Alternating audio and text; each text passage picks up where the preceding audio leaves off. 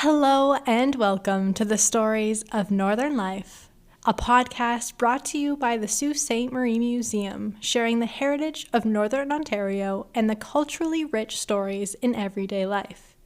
We bring the events and people of the Sioux's past to a new light and capture the stories of changemakers in our northern community today.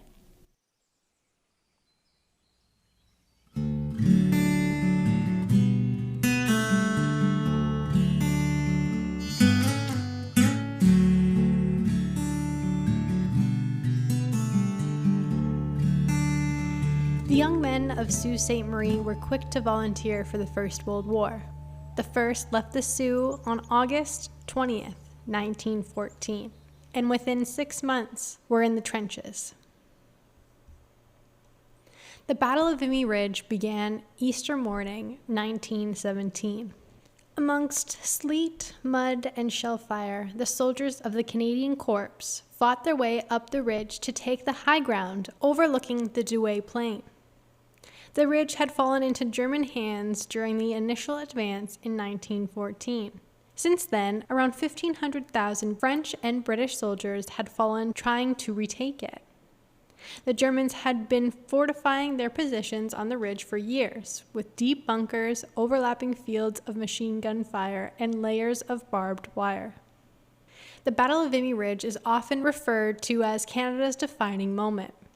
It was the first time our 4 Canadian divisions fought together under one command. Canada was then recognized on the world stage for the very first time.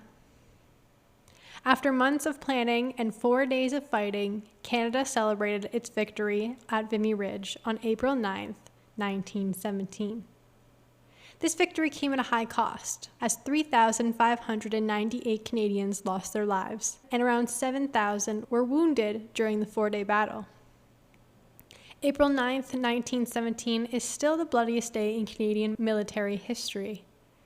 Vimy's losses forced Canada into the new policy of conscription, forcing young men to serve, a policy that divided Canadians more deeply than ever before. The war still went on. The Vimy experience provided a pattern for future success, though. The Canadians had rehearsed tirelessly before the battle. They dug trenches and tunnels and piled tons of ammunition for the heavy guns. Vimy was followed with other Canadian victories, some of them even greater feats, like the capture of Hill 70. As we all know, the First World War ended November 11th, 1918. And the Battle of Vimy Ridge will forever stand out as a defining moment for Canada. A grateful France gave Canada land to commemorate their success and their sacrifice at Vimy. It is a reminder of the cost and the achievement. There were actually 8 sites in Europe granted to Canada by the Commonwealth War Graves Commission. Canadians were in search of a monument to commemorate just this.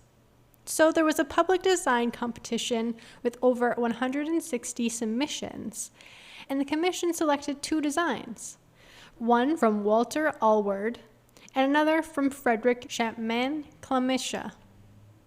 But no decision on a location was made yet. In 1922, after presenting their arguments to Prime Minister Mackenzie King, the commission placed their support behind Walter Allward's design being located at Vimy Ridge. It was then that the discussions were made and the land around Vimy Ridge was gifted to Canada by the French government in December 1922. The second design, called the Brooding Soldier, was erected in Belgium, near Ypres, as a tribute to those Canadians who died in the first gas attack of the war, and unveiled in 1923.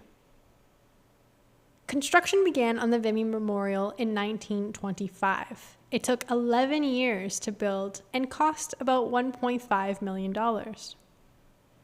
The 2 tall columns represent Canada and France, and the friendship between them. The monument includes 20 allegorical figures representing such values of faith, justice, peace, honor, charity, truth, knowledge, and hope. The 2 highest figures are justice and peace. One female figure stands alone looking out over the slopes of the ridge. She is known as Canada Mourning Her Fallen Soldiers. She is carved from a single 30-ton block of stone. The base of the monument is engraved with 11,285 names of the Canadians who have no known grave in France. The major structures were erected as a memorial rather than a victory monument, and brought into focus the loss of life and the sacrifice for one's country rather than military accomplishments. And for this reason, in 1940, when France was occupied by the Nazis, Adolf Hitler visited the site. And despite the fears that he would destroy it, the occupying forces did not harm the memorial at all. More than 100,000 people crowded the hills for its unveiling on the 26th of July, 1936. These days, many school tours travel to Vimy. Many local high school students have had the opportunity to travel to Europe, with the major focus of their trip being Vimy Ridge. Locally, we don't have an 88.5-foot structure to honor the soldiers, and for a while we honestly didn't have anything. It wasn't until 1923 that the memorial plaque was erected at the corner of Gore Street and at Wellington Street West, in honor of the Great War from 1914 to 1918. Later, the city got Alfred Howell to design a cenotaph to stand in front of the courthouse, and unveiled in 1925, and had the names of the fallen soldiers during the First World War.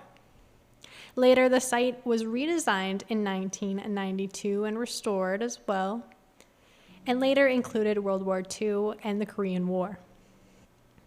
Another interesting note, there was once another memorial on the courthouse grounds. It was built following the end of the Second World War in 1945 and was located at the southwest corner on the property of Queen Street. It was built following the end of the Second World War in 1945 and was located at the southwest corner of the property on Queen Street near Elgin Street. It held the names of every man and woman from the Sioux to serve the Canadian forces during the Second World War, with the names of the dead inscribed on the boards. Locally, we also have a tree with a plaque at Greenwood Cemetery, dedicated specifically to the fallen at Vimy. Maybe some of you don't know, but the Sault Ste. Marie Museum is also referred to as the Sault Ste. Marie and 49th Field Regiment RCA Historical Society, meaning that we take special honor in preserving our military history. So in 2017, we acquired a Vimy traveling exhibit for the 100th anniversary of the battle.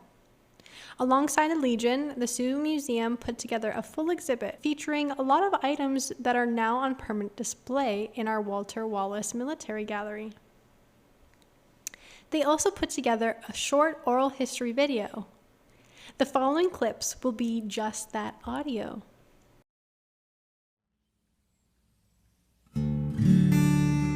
I'm sitting here. Today's date is March 7th, 2017. I am sitting here with Norman Stewart. This is for the Vimy Ridge exhibit. I am Michael Gingra, the interviewer. I joined the Navy in 1953. I actually volunteered to go to Korea. But as all things military, you go where you're sent, and I never got sent over there. I spent 5 years. My first ship was HMCS Portage, which was an Algerian-class minesweeper.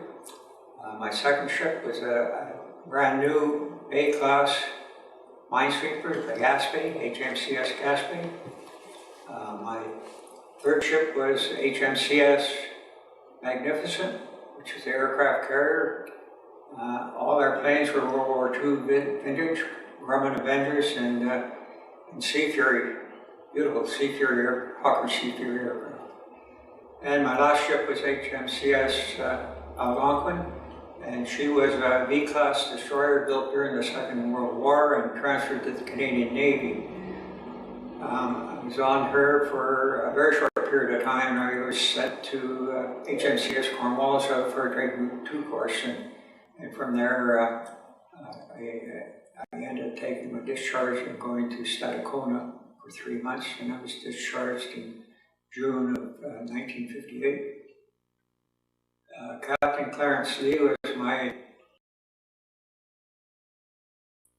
and he was born in Leaside in Toronto, and he was descended from two old families in Toronto, the Platers and the Lees. When he signed up to go overseas, he's registered as a farmer, and he did, the Lees were, he said he had his own farm there. And at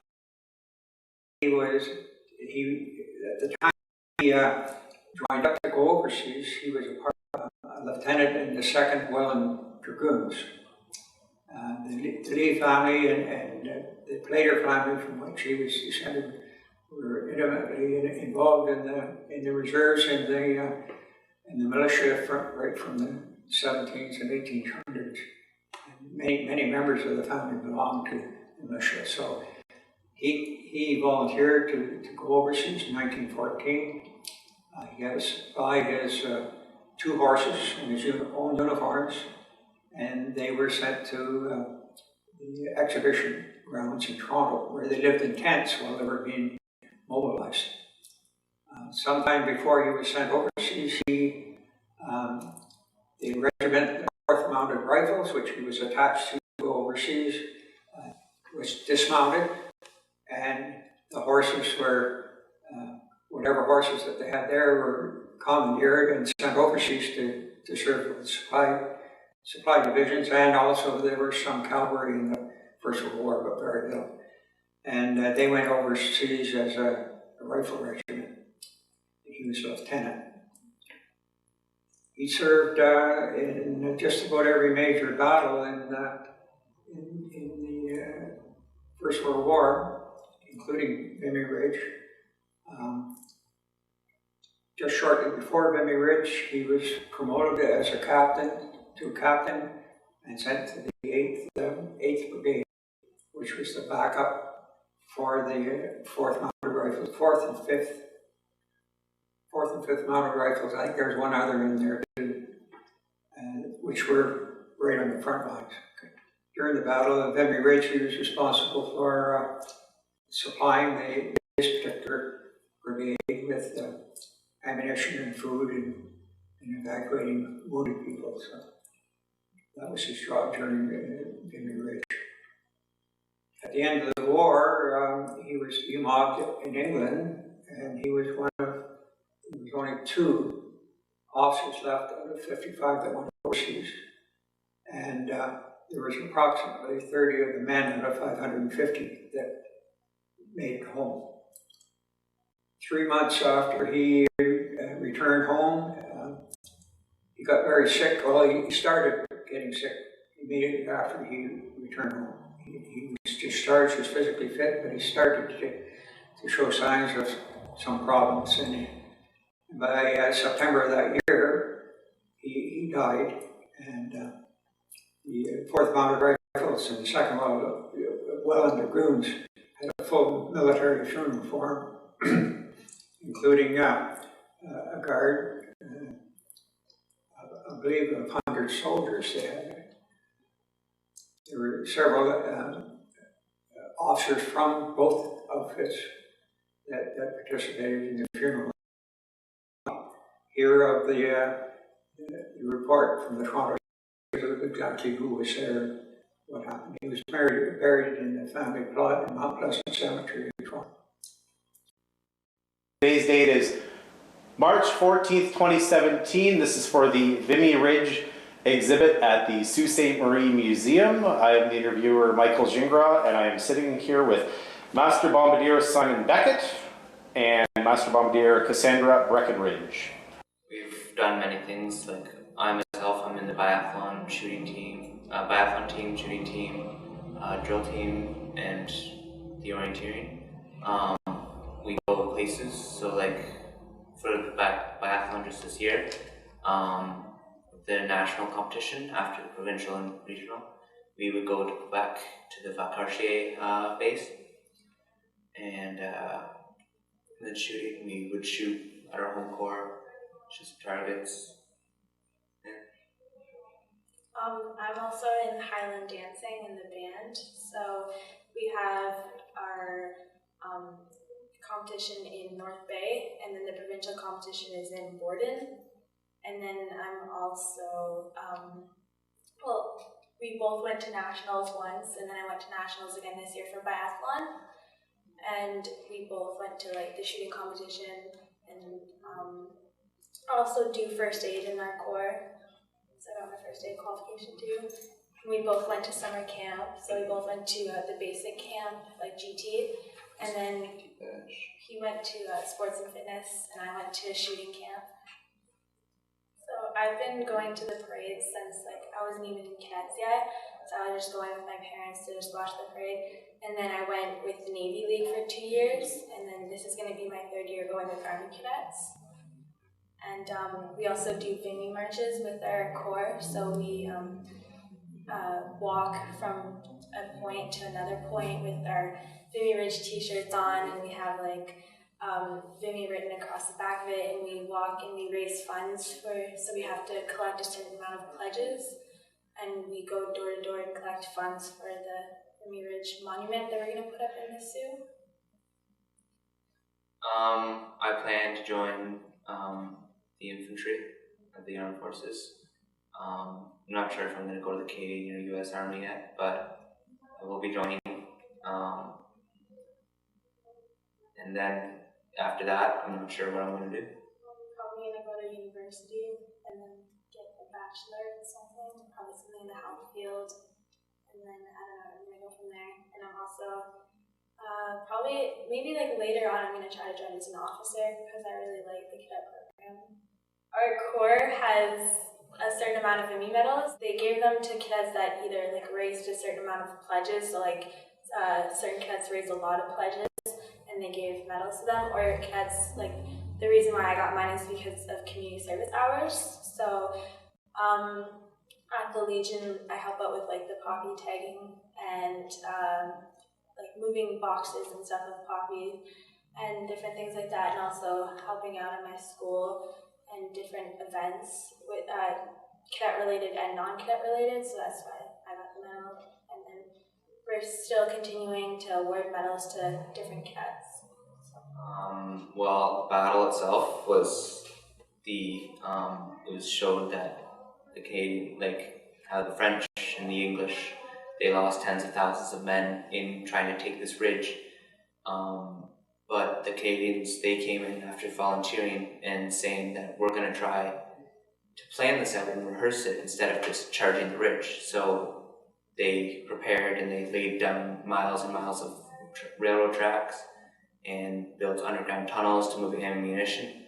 And then on the attack, they used a creeping barrage, which is a non-stop firing of the artillery cannons in front of our troops, slowly like moving its way towards the enemy as our troops are safely behind the barrage. And how the barrage was originally used was it would shoot and then it would fire, and then our troops would advance, and then it would fire again as soon as the troops got like ahead. But this time the barrage didn't end, and so the Germans were not expecting the Canadian troops to be right at their doorstep. And yeah, we Canadians, we lost about 3,600 troops and injured 7,000 in the battle. When we do like our Vimy parade, we also go into the theater and watch a short movie about the Battle of Vimy Ridge, and I've seen the video about like 4 to 5 times probably, and it's still like moving, even though it's like I've seen it before. It's actually a really good video too. Today is March 14th, 2017. This is for the Vimy Ridge exhibit at the Sault Ste. Marine Museum. I'm the interviewer Michael Gingras, and I'm sitting here with Major Pierre Breckenridge. Sure, Mike. My name, as Mike said, is Major Pierre Breckenridge. I've been involved in the cadet program for about 42 years. Started at 12 years old in the local 2310 Army Cadets, progressed through the ranks. When I finished as a cadet, I was invited to become an officer. Spent several years doing various things. then became the commanding officer, and then did some work at the regional and provincial level. And last few years, I've been back helping the Cadet Corps do a little rebuild. Well, to be quite honest, it became much more significant to me personally about 8 years ago. Nationally, the Army Cadets were looking for some type of battle to commemorate. The Air Cadets and Sea Cadets over the last decades had celebrated and commemorated the Battle of Atlantic for the Sea Cadets and the Battle of Britain for the Air Cadets. The Army Cadets were looking for a significant battle that they could call their own, and to really focus on the men and women and the service people who fought and planned the battle on April 9th, 1917. When that started, they struck a committee provincially, which my wife Pascal and I participated in, and we started planning events here locally for the local Army Cadets. And as such, we started parading at the Gore Street Cenotaph on April 9th every year, or very close to it on the weekends.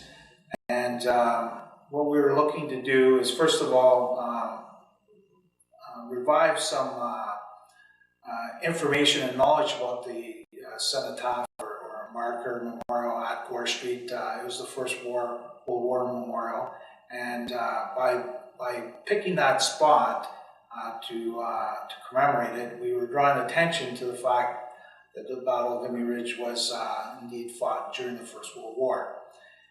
Since then, we looked at the 100th anniversary coming up, and we started thinking of what we could do to contribute to memorializing it, obviously, and recognizing the anniversary, and have some type of lasting event or thing for the 100th anniversary. We decided to put a marker at the Gore Street Cenotaph to commemorate that, and we're going to do that probably in September of this year. We have several events planned through the calendar year of 2017. But going back to the actual commemoration,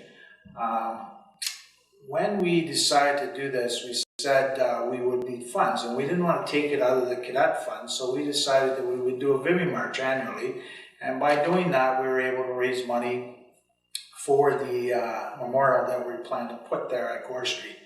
Each year the cadets have gathered at the Fort Creek area, and we've marched from there to Bellevue Park, and they had pledges, and the money was set aside into an account which has grown into enough money to put the marker there without touching any Cadet Corps money. So the kids over the last several years have participated in the march, raised the money, and will participate in putting a marker there for future generations to see and mark the anniversary of the 100th for the Battle of Vimy Ridge.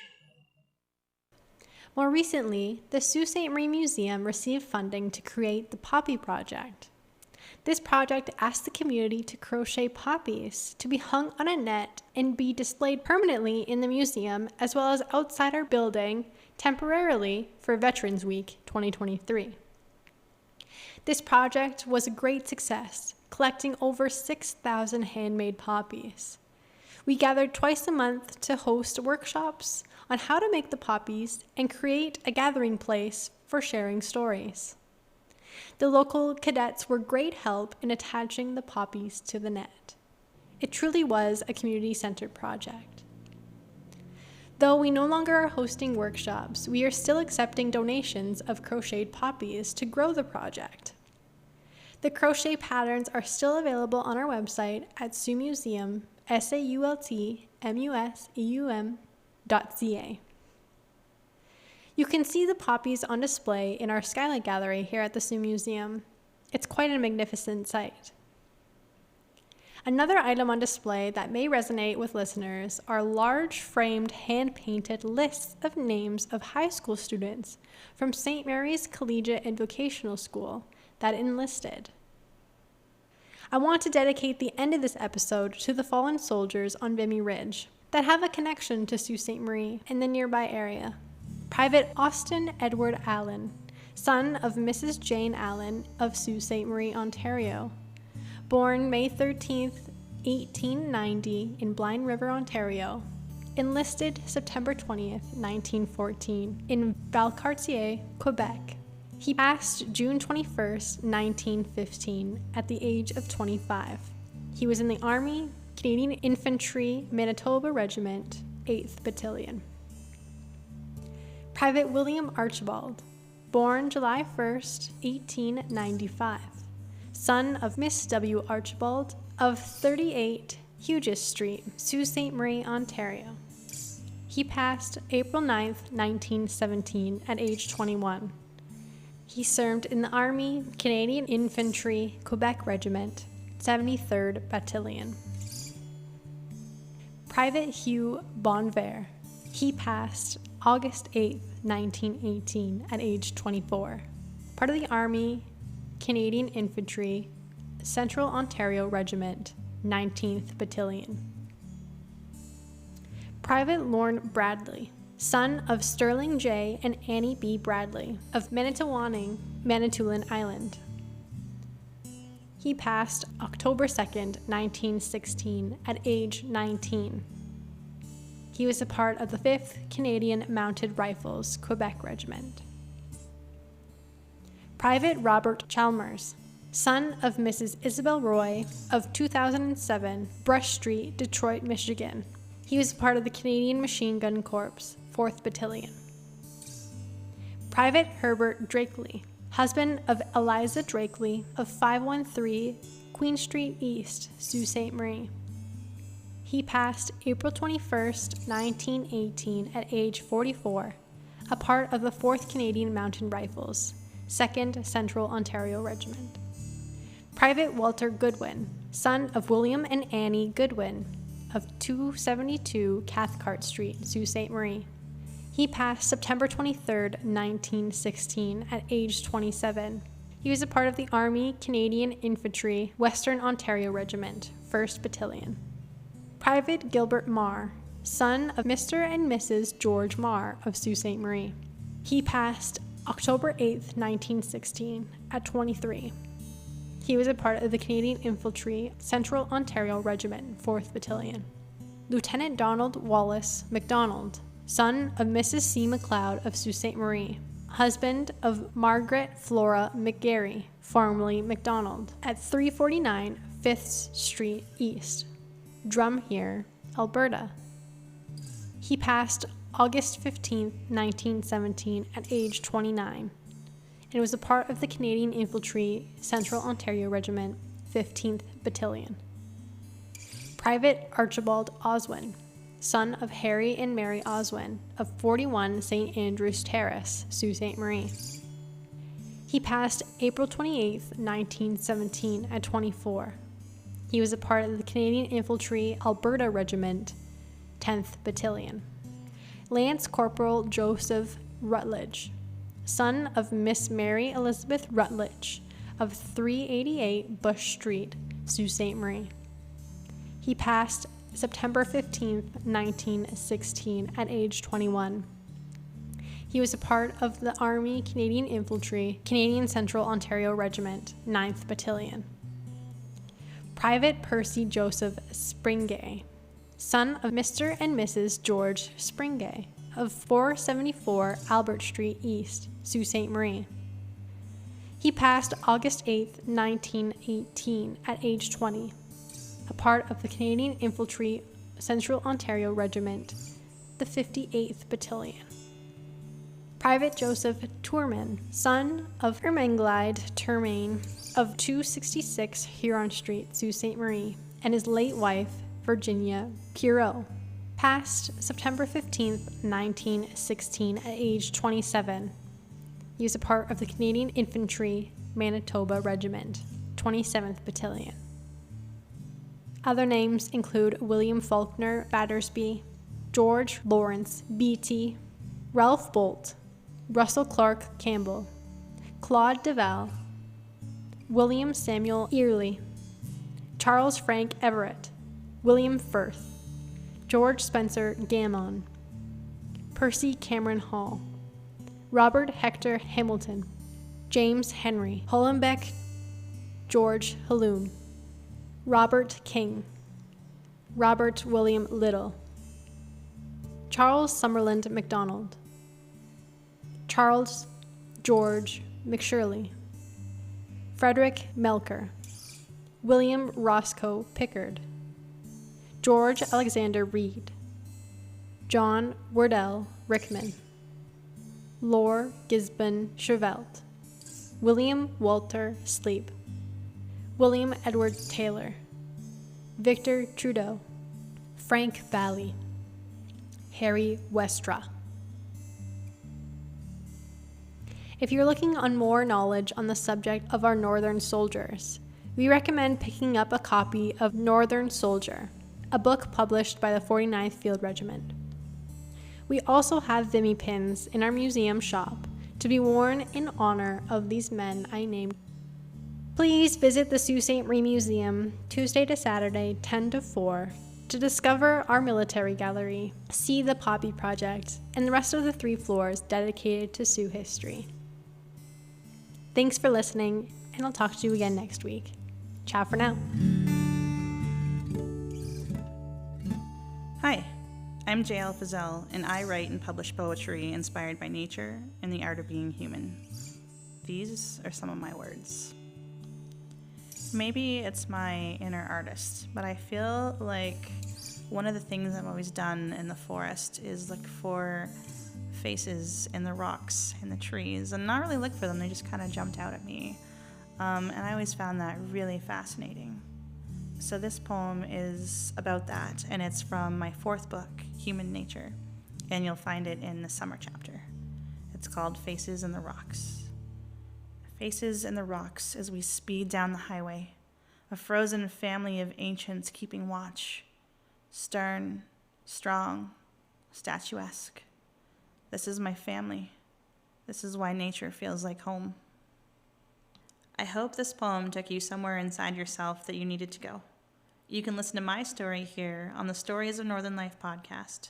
Links are in the show notes.